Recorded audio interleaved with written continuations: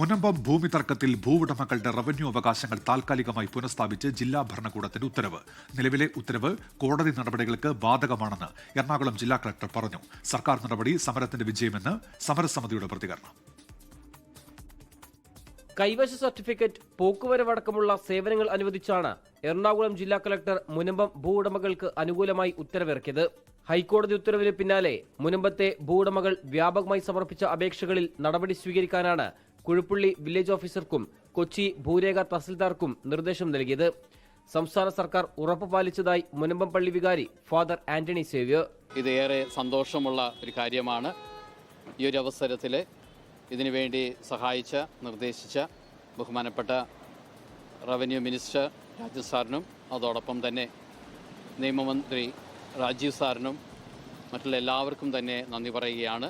സർക്കാർ നിർദ്ദേശപ്രകാരം പുറത്തിറക്കിയ ഉത്തരവോടെ മുനമ്പം ജനതയ്ക്ക് താൽക്കാലികമായി റവന്യൂ അവകാശങ്ങൾ ലഭിക്കും. എന്നാൽ പുതിയ ഉത്തരവ് കോടതികളുടെ അന്തിമവിധിക്ക് വിധേയമായിരിക്കും.